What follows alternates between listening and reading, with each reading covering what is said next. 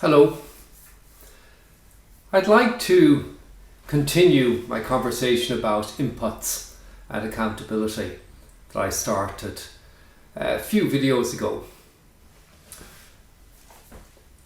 And I'd like to start by just saying that mistakes are inevitable. No matter what we do, things won't work out. Sometimes they do, sometimes they don't, but there'll be mistakes, there'll be failures, things will go wrong. And the one thing you can do when things go wrong, well, there's two things you can do.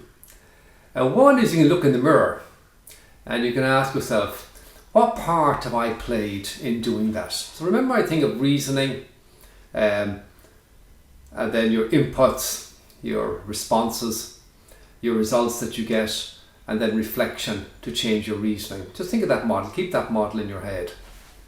So you have two choices. You can look and say, he's to blame, she's to blame, it's to blame, everybody's to blame. Or you can say, what part did I play in this? And when you do that, you then have the capacity to change your inputs. Let me ask you a question. What's your biggest worry like right now? Your biggest challenge, your biggest problem? Something that's sitting out there for some time that you really want to deal with. Got it? Think about it? Got it? Okay. Now, what are you doing about it? I'm sure lots of you are doing lots about it.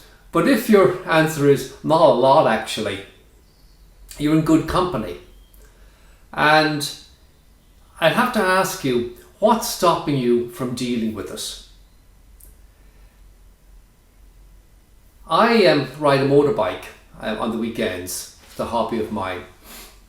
And there's a great handbook called the Police Rider's Handbook for Better Motorcycling, produced by the British Police Foundation. Wonderful book actually.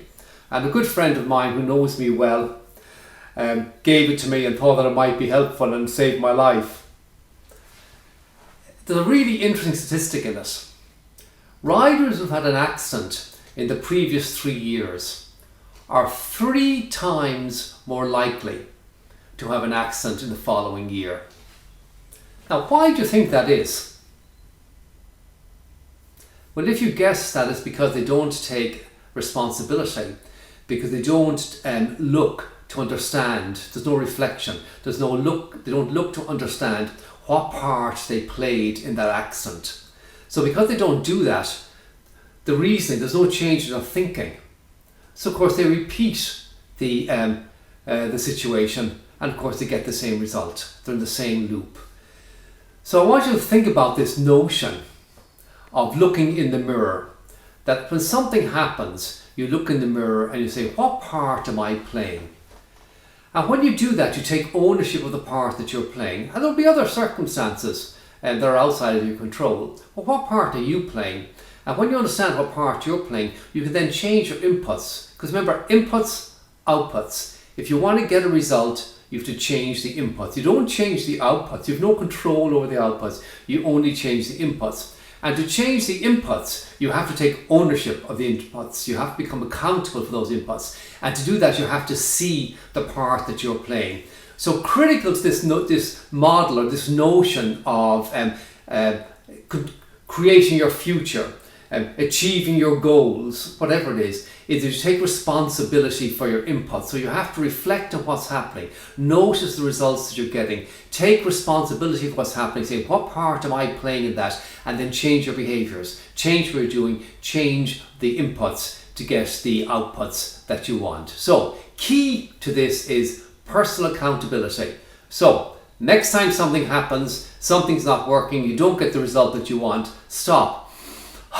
Do a bit of Zen. Take a deep breath and ask yourself, what part am I playing in this? And what can I change? Wish you luck.